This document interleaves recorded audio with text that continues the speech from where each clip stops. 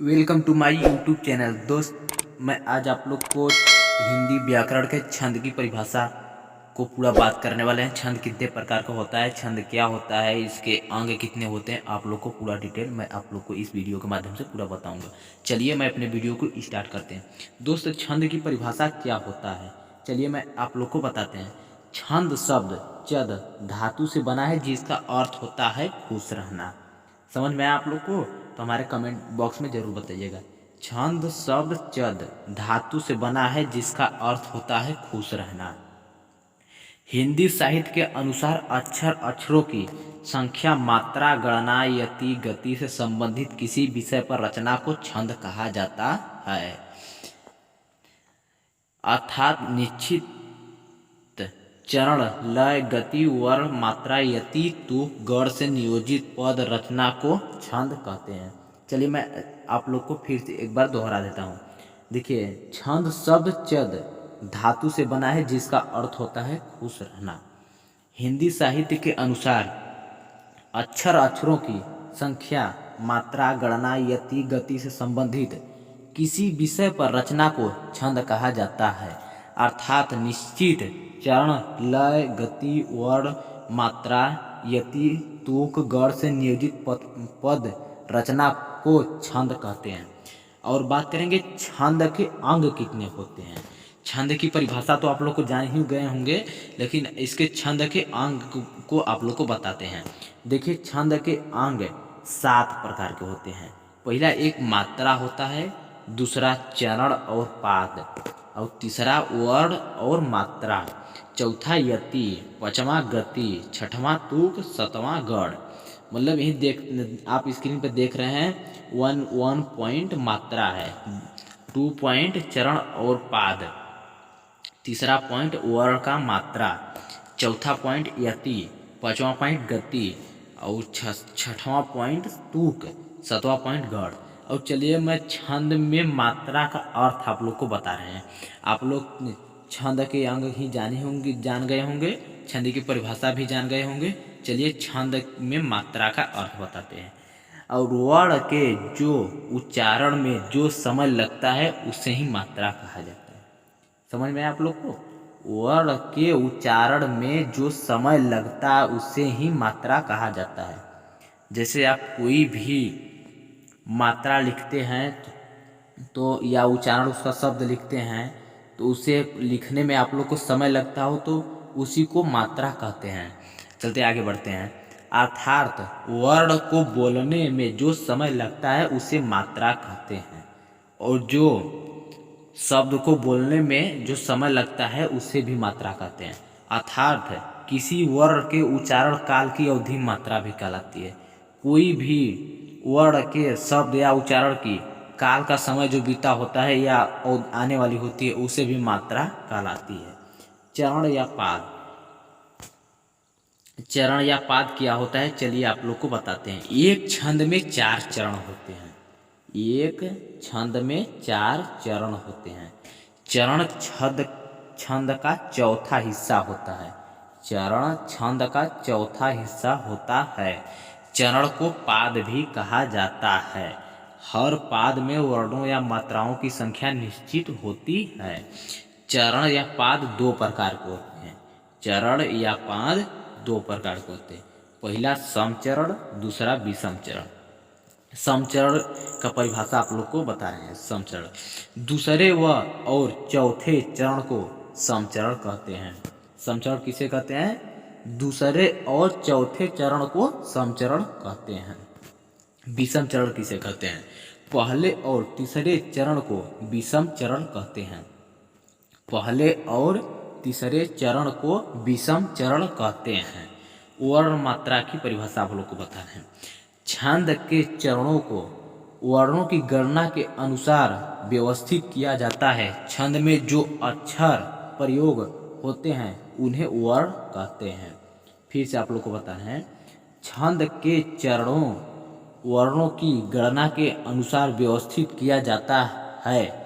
छंद में जो अक्षर प्रयोग होते हैं उन्हें वर्ण कहते हैं।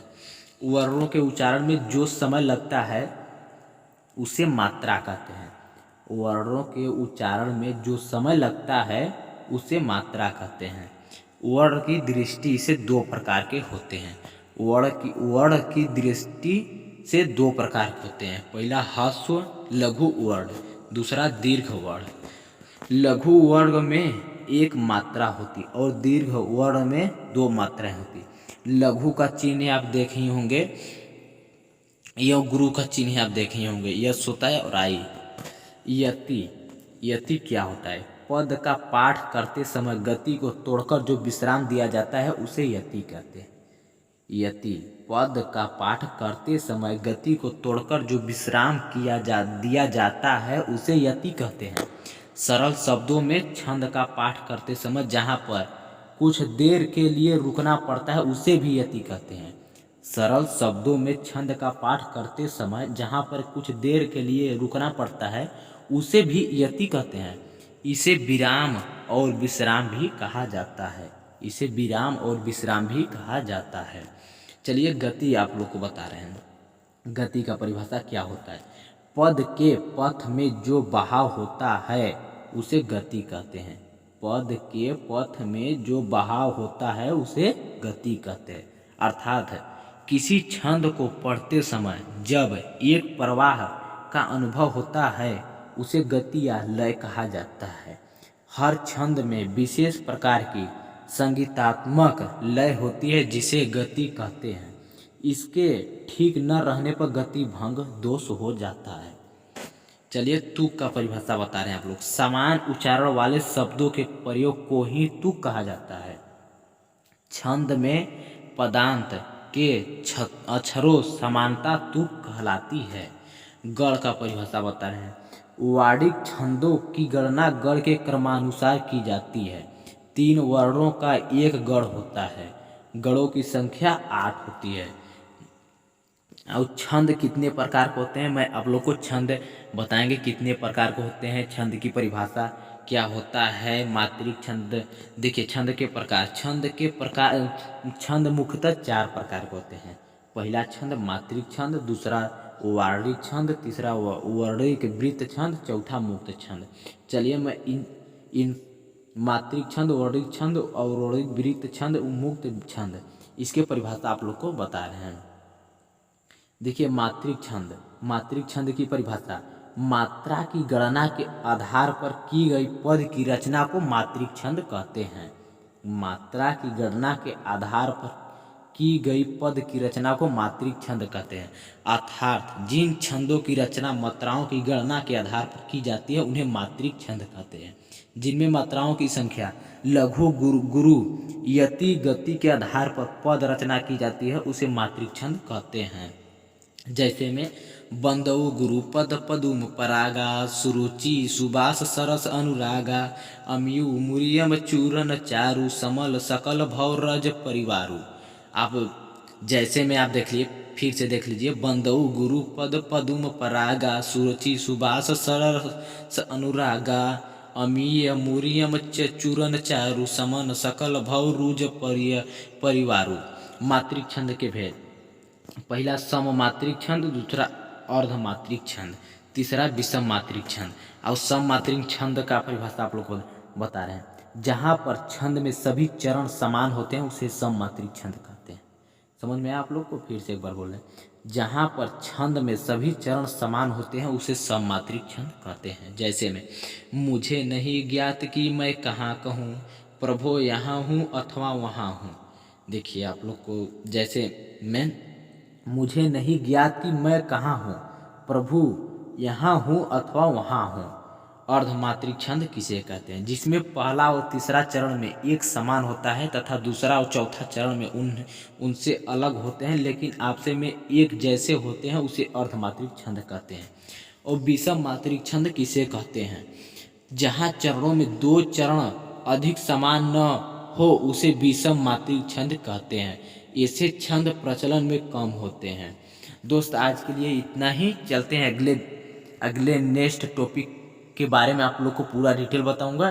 चलिए मैं अपने वीडियो को अब तक लिए इतना ही अंत करते हैं। और मेरे वीडियो अगर हमारा टॉपिक आप लोग को पसंद आया होगा तो प्लीज़ एक लाइक, अगर हमारे चैनल पर आप नए हैं तो हमारे चैनल को सब्सक्राइब और साथ में बेल आइकन को प्रेस कर लेना। चलिए मैं अगले वीडियो में चलते हैं, तब तक के लिए जय हिंद जय।